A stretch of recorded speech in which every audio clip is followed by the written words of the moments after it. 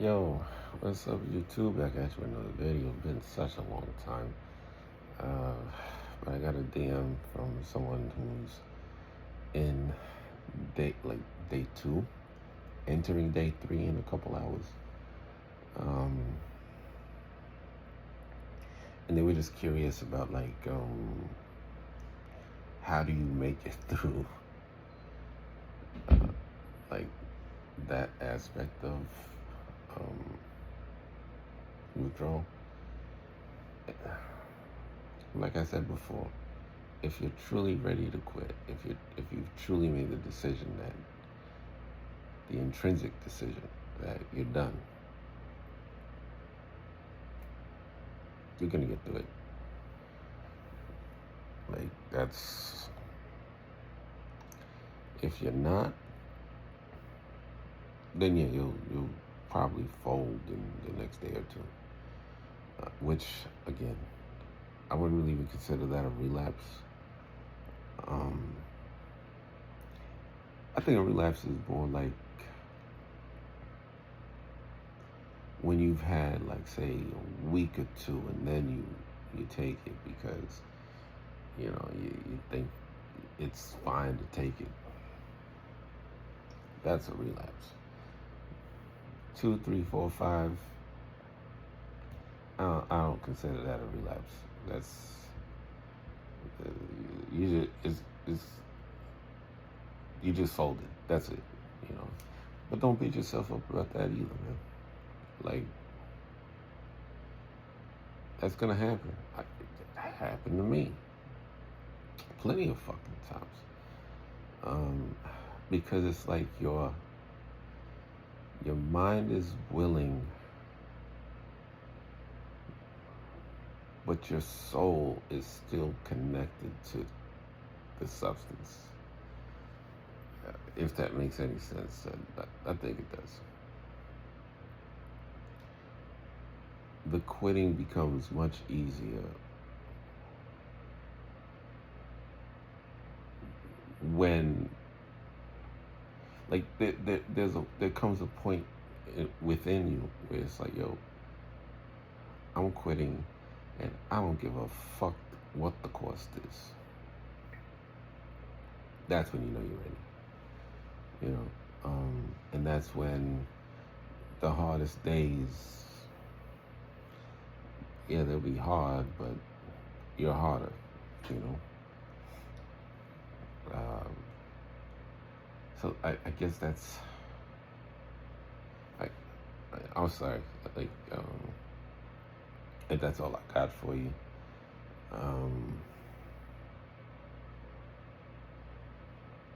Like, you understand, like, at this stage, I I I literally just have like nothing left. Like,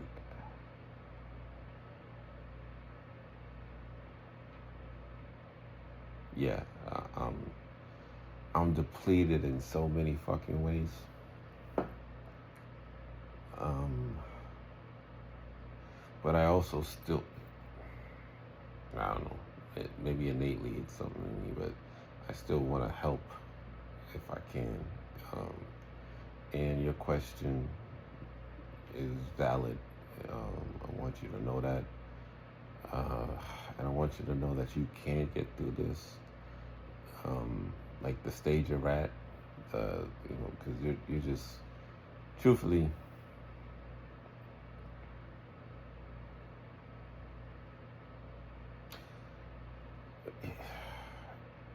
and maybe I haven't made this clear. Maybe I have.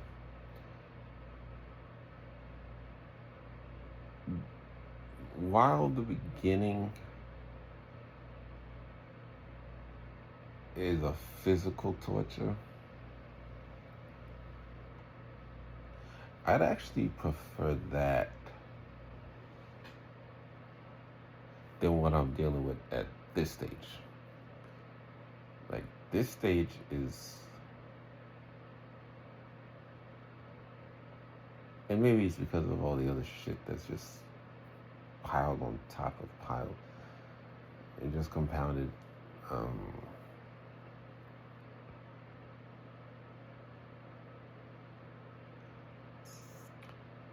maybe it is. I don't know.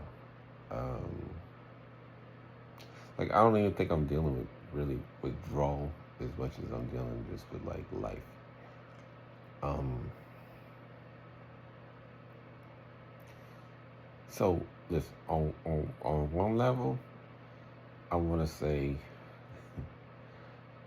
buck up, stop bitching, and just deal with the discomfort. We've all had to do it. Like, all of us that have made it to the other side. We've all dealt with that shit, man. Like, we all dealt with sleepless nights, flopping like like, come on, man. And you ain't special, so just like I'm not, and so you you just have to do it. Like, it's literally just doing it. What helped also was I put a timer on my phone, and I put it on and just like forgot it. Wouldn't even fucking look at it. And then I would look at it and be like, oh, okay, it's at 80 hours. All right, now we're at 96 hours. Okay, now we're at 120 hours. And then it's like, oh, I'm at 300 and some odd hours. I haven't even checked it now. I should do that, actually. Yeah, maybe I should do that. And that's also maybe why my phone be fucking dying so quick. But, and here's the thing. Even while going through shit, like, you gotta laugh. Like, you can find humor in anything. I'll never forget this shit, man.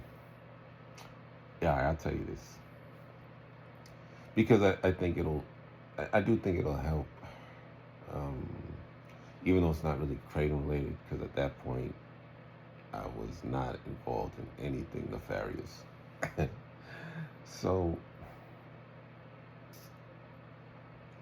there was a girl, a cute girl that I was like into.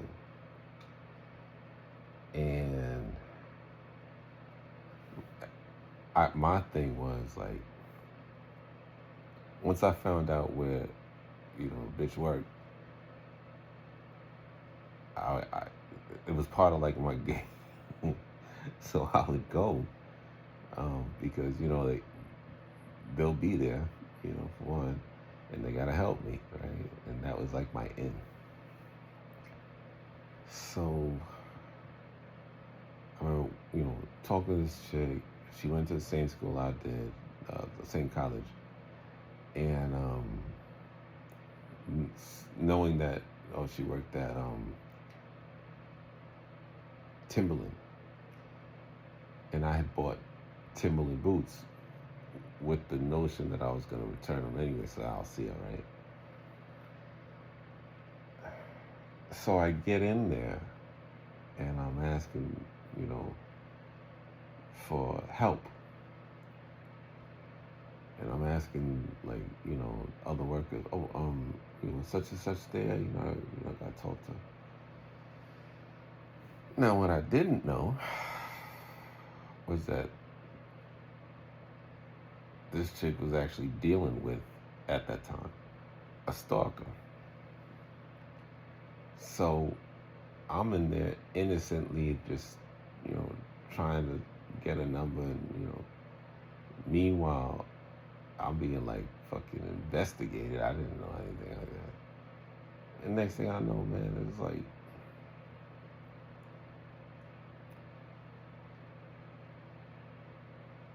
security and everything's talking to me, and they're saying things like, yo, she's in the back, she's scared, and, we're calling the cops. And I'm like, what?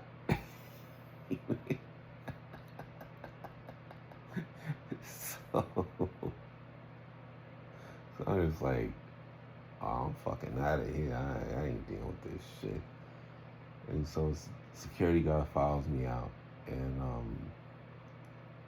he's like, hey, listen, she's dealing with a story, you just want to make sure you're not him, or whatever the fuck. I'm like, what? Stalker? I said, yo, she goes to my school.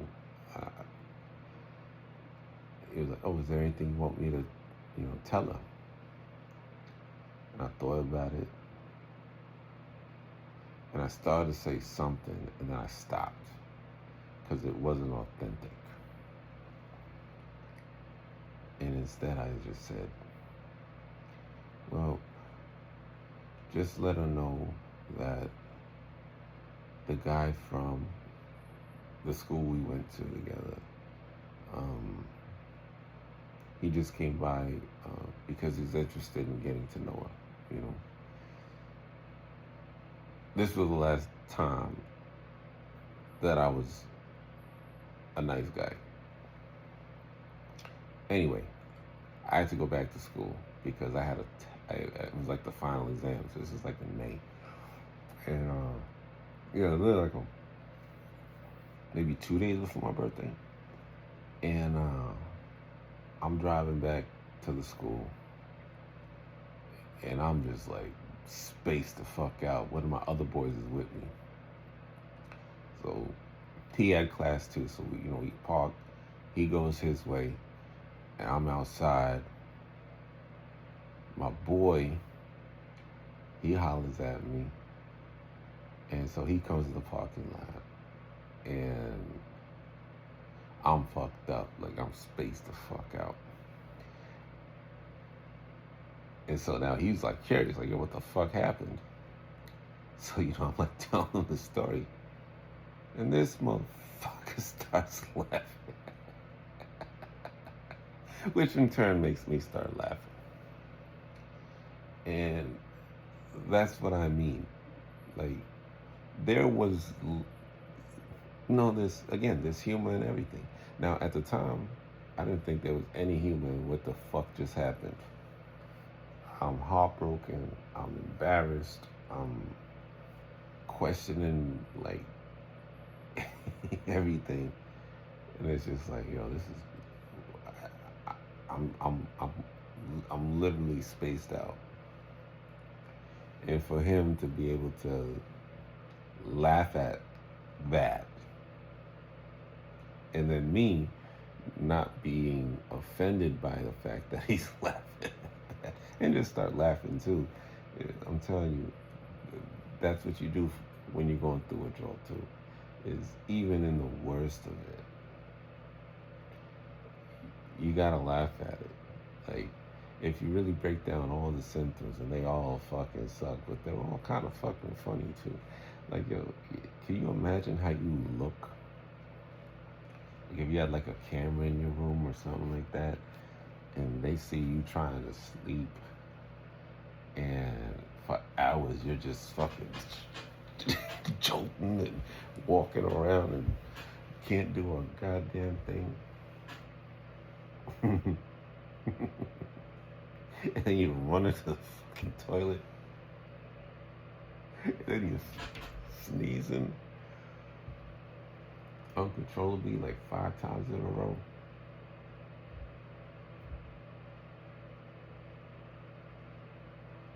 I mean, ain't that shit kind of funny? I know it don't feel it now, but you'll laugh at it later. Like, I laugh. There were points in times where I'm going through it and just laughing because that's all I could do. And maybe that's been a defense mechanism or a coping mechanism throughout my life, is laughing. But whatever, man. And you know what? All right. Video over. Yo, this video sucks. Probably my worst one. But find the humor where you can find it. Find the strength where you can find it. The strength is in here. And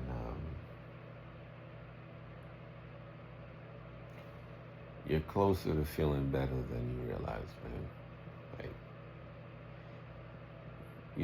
you're one-third's the way there. So, with that being said, take care. as I always say, good luck. Yes, as always, I'm here for you. And Kratom Withdrawal sucks. But it ain't nothing you can't handle. Alright? So, I'm getting hungry. I'm about to eat. So, take care. Talk to you all tomorrow.